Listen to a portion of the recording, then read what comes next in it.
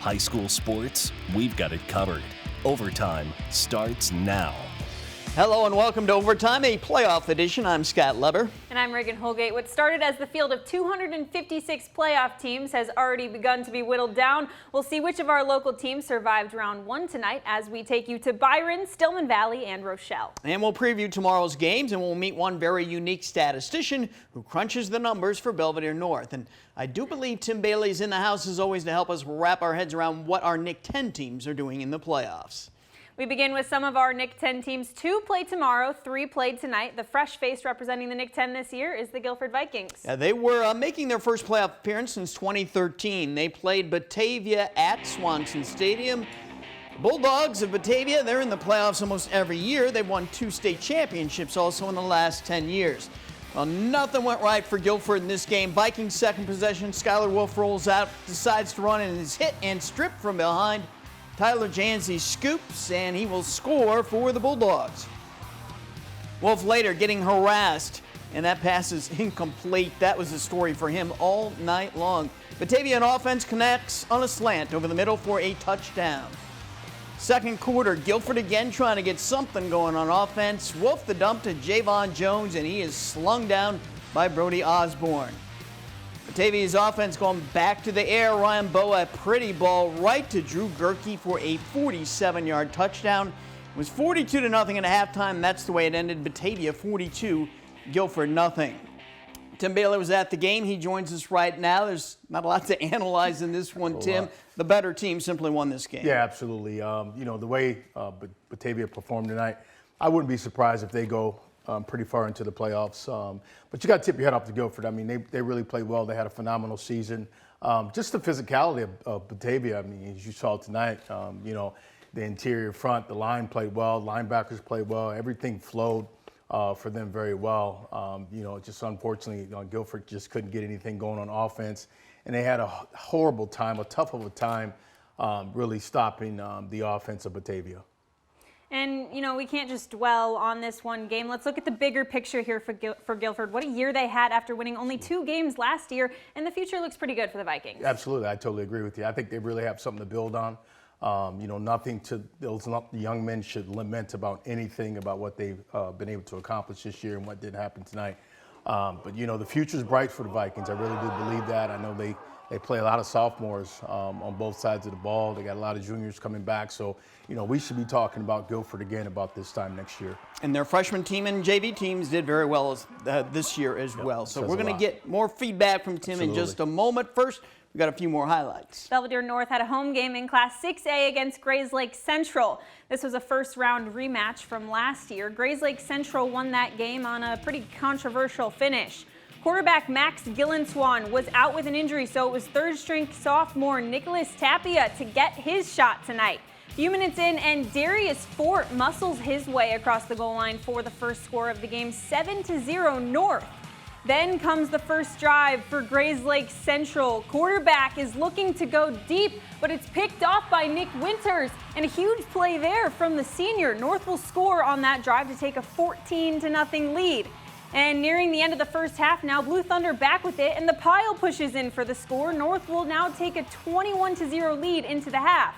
And the littlest fan of the Thunder was pretty stoked about it, but not for long. The Rams recover a North fumble, and Caden Miller gets Grayslake Central on the board.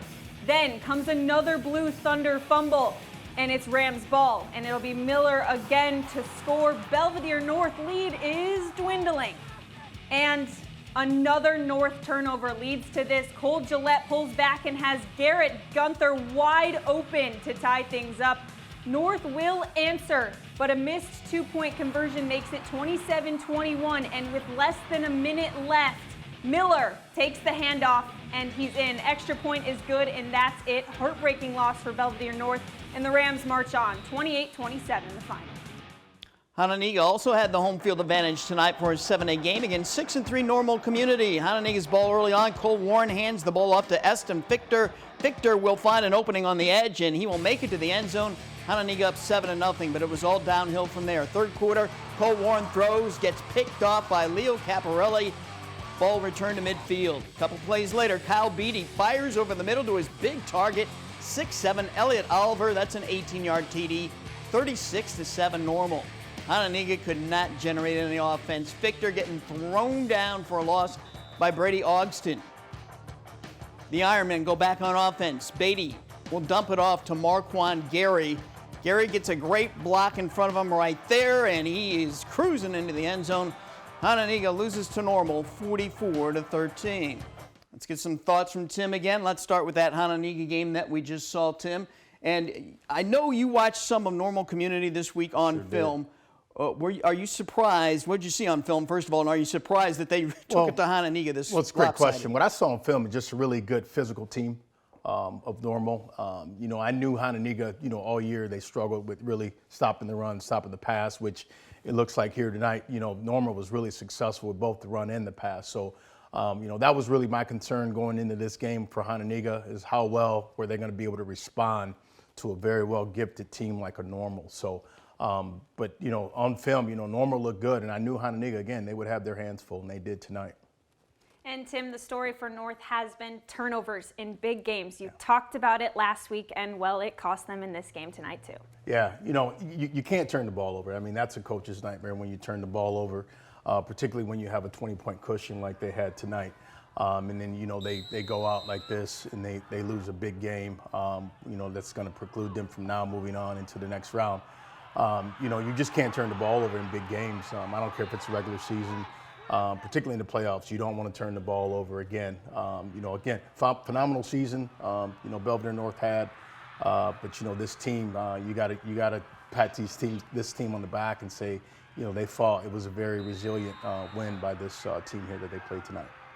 And two more Nick 10 teams will try to get through the first round tomorrow afternoon. One is Harlem. The Huskies will make a long trip to the north side of Chicago for a Class 6A game. They'll play Chicago Amundsen, a Chicago Public League team. The Vikings won 7 games during the regular season. The Huskies won 6 games, but they finished with a lot of momentum by winning their last 2 games over Belvidere North and Belvidere. The Huskies battled through some injuries during the regular season. That adversity only made them stronger. They're ready.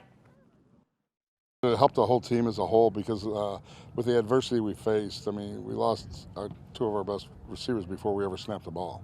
And then we had another one go down with a broken collarbone. But it just made us better. We had to play some younger kids, and they've stepped up and done a good job for us. It made us a lot stronger, I feel like. We all came together a lot more. More people started stepping up. I'm just ready to go out there, ready to play. My team's ready to play. I know another team that is ready to play, the Boylan Titans. They'll host Hillcrest Saturday afternoon. The Hawks won 5 games during the regular season, playing in the South Suburban Blue Conference. The Titans went 8-1 and won the Nick 10 championship. They've been looking forward to these playoffs for a long time, believing they can do some damage in Class 5A. Now you're in a tournament at the end to see who is the best of the best, and you want to find out where you stand. So I think our kids are excited about it, about the whole road, and we're looking forward to see how do we perform. We have like 14 seniors on the team, so our senior year we don't want to go out. We want to win as many times as we can and have fun while we're doing it because it's our last ride together. All right, Tim, when you look at this Boylan team, what do the Titans do best, and what's the thing that could carry them deep into these playoffs? Well, I think what they do best, you got to give really good credit to their offense. They move that ball. The chains move every time they get the ball on offense. Connor Dennis has had a phenomenal season this year. I think he's going to step up big time for the Titans tomorrow. At the receiver position, they've done well with the receivers that they have on offense, and also to the backfield in Glover. He stepped up really big. I look for him to have a big game tomorrow night. They just got to come out and really just be ready to play. This team that they're playing, they're nothing to sneeze at. I've saw some film on these guys as well. Very physical team, but I think, going into Titan Stadium is going to be a very, very, very tough challenge for Hillcrest. And as for Harlem, Tim, we started to see a glimpse of the old Huskies after their win over Belvidere North. What do they need to do tomorrow to get the W? Well, they just got to come out and execute. That's just something Harlem hasn't really done well all year. They did well against Belvidere North. I was able to go back and watch that film in the last couple days, and, they look good. They look like the Harlem that I talked about preseason. But you got to be able to show up tomorrow and be able to go out and ready to play and execute on offense, as I think that they should. All right, thanks, Tim. And we hope we still have some Nick 10 teams alive next week to talk about. Exactly. Okay, up next, the Big Northern Conference tries to flex its muscle in the playoffs. 4 teams were in action tonight. We'll see how they did, including Byron trying to pick up where it lost less close season. For the last 3 seasons that the IHSA has held playoffs, the Byron Tigers have reached the state championship game all 3 times. The Tigers are built for the playoffs. It seems that way again after they went 8-1 in the regular season, winning their last 8 games. Tonight, the Tigers opened up at home against the Lions of Lisle, senior in Class 3A. First quarter, Braden Smith fakes the handoff and goes deep, finds Ashton Hankel for the hookup, 7-0 Tigers. Next, Byron possession handoff on the counter to Kai Aiken. He finds a hole and, well, he's going to go all the way. He can't be stopped. Touchdown, Byron. Second quarter for the Tigers. This time it's to Caden Considine, and he'd punch it home to make it a 3-touchdown game in the first half. Byron dominates Lisle Senior 52-7. Stillman Valley was home in Class 3A, hosting the Titans of Monmouth-Roseville. Second half, Jory Spain going to plow ahead for the score. 35-20 Cardinals. On the following kickoff, Jerome Jackson will get it from Monmouth. Follows his blockers, breaks free, and he would return it for a touchdown to keep this one close. Later in the fourth, Stillman with it. The handoff goes to Braden Rogers, who will fight for the TD. That made it 42-26. Monmouth with one last chance. Silas Braun back to pass. Going to run out of time, and he is sacked by Andrew Forcier, and that would seal the deal. Stillman is moving on, winning 48-33. Another big Northern team also took the field tonight. The Dixon Dukes were in Rochelle for a 4A matchup against the Hubs. Taylor Castro joins us with the story of that game. Taylor. Guys, these two schools are old rivals. They used to belong to the same conference years ago. Dixon came into this game with a record of 6-3. Rochelle had a record of 7-2. This game was an offensive battle. You could tell every player was fighting for those extra yards, and these two purple and white teams were constantly finding their way into the end zone. Rochelle would get on the board first. Eric Metzger would not be denied. He muscles his way through Dixon defenders and heads all the way in for the touchdown. This is just the start for Metzger. Meanwhile, the Dukes passing game continues to be a strong point. Quarterback Tyler Shaner finds Rylan Ramsdell, and he'll snag it for the 2-point conversion. I guess kickers for both teams got some rest tonight. Again for 2. This time Shaner targets Ethan Hayes. With the season on the line, you could feel the emotion out there on the field with those two tied up. Now the Hubs prefer the run game. Rochelle QB Hayden Inman hands it off to Metzger again for the score. He had himself a game, and he's only a sophomore. Later in the game, Xavier Villalobos with a huge interception. Look at that grab. He'll stay up and run with it. But he ends up being just short of the end zone. The Hubs would score to finish off the drive. This one went to overtime. Rochelle beat Dixon 42-36. Rochelle will next meet the winner of tomorrow's game in Chicago. It's between Chicago Hyde Park and Johnsburg. Reagan and Scott. Thank you, Taylor. Reagan, we had another big Northern team in action tonight. The Winnebago Indians. They traveled east of Ottawa to play Seneca in Class 3A. Seneca went in undefeated, and it stays that way. Winnebago lost 48-20. In another game in Class 4A, Wheaton St. Francis destroys Marengo 63-0. And in Class 7A, DeKalb's season comes to an end. The Barbs lost Moline 21-13. In the 8-man playoffs tonight, South Beloit was no match for Biggsville West Central. The Heat defeated the Sobos 72-16, and Polo rolled over Hiawatha 44-8. Coming up in a bit, our spotlight story on a remarkable statistician at Belvidere North. But up next, Dupac and Rockford Lutheran are ready to dive into the playoffs tomorrow. We will catch up with them.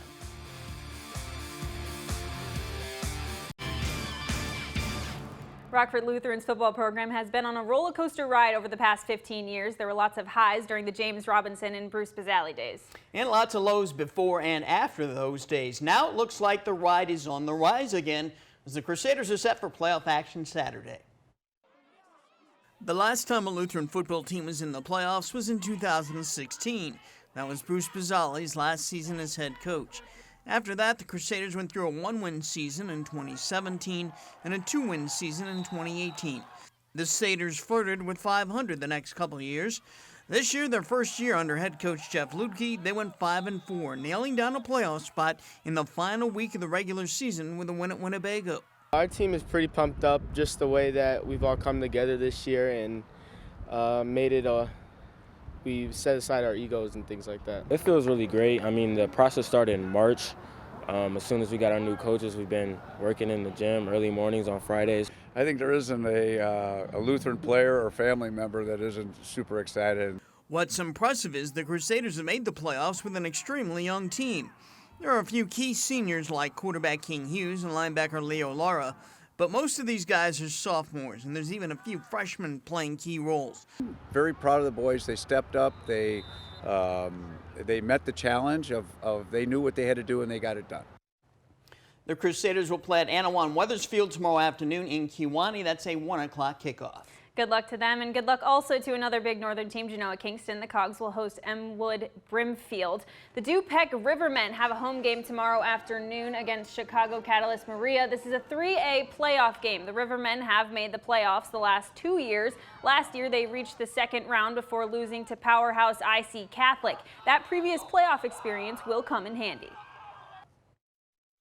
It certainly does. I think our kids, this is the second part of the season, losing you go home type situation, but our kids have been here before, so they understand what's at stake. We've got to go out and play a quality football game each and every week from here on out. We played Byron, we got smoked by them, and then we got smoked by IC, so I think it's really all been a learning experience, and we'll be ready for anything. Dupec isn't the only NUIC team that will play tomorrow. Lena Winslow will host Chicago Richards. Forreston will play at Peru St. Bede. Dakota travels to Iroquois West, and Fulton will host Aurora Christian. Sycamore is another local team that will play tomorrow. The Spartans will host Chicago Westinghouse under the lights in a 5A game. Up next, it's our Overtime Spotlight segment. We'll meet a Nick 10 statistician who's been crunching the numbers for years. She's one of a kind. She's been on the sidelines for 15 years now with the Blue Thunder. Her name is Lois Ramon, and she's Belvidere North's statistician. And, well, there definitely aren't many out there like her. I'm too busy to think about it.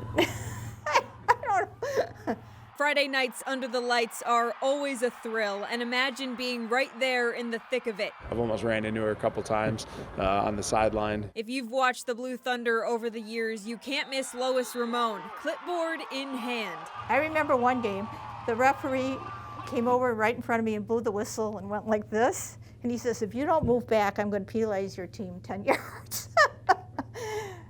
And I said, well, I have to see what's going on. So I didn't move, I just stayed there. She's Belvidere North's statistician. This is her 15th year on the sidelines with the team. It is crazy. I'm probably the oldest woman statistician in the United States of America. It all started in 2007 when Kurt Tobin launched Belvidere North's football program and recruited Lois to keep the stats. I thought it was perfect, and I wanted all the people I trusted in the program. Well, if you can't trust your partner for 40 years, you're in the wrong spot, right? Kurt and Lois were partners at a law firm in downtown Belvidere, so he knew she was good at crunching the numbers. I think he just said, you're good with numbers, here's the stats book. And I said, well, how do I do it? He says, I don't know, find out. Week before the first game, she comes in and she said, well, I think it was the Bear preseason game. Says, I turned that on and I did all the stats with the game in front of me. And I thought, well, I certainly made the right choice. She keeps the offensive stats for both teams. So a running total of yards, passes, incompletes, interceptions, catches, you name it. She's writing it all down. So heading into half, she'll always ask me if there's anything I want to see or anything like that to see, the opposing team's ball carriers or passing stats. So it's pretty good for me. Pencil to paper every time. Here she is 15 years later, 72 years the wiser, still running up and down the sidelines like no time has passed.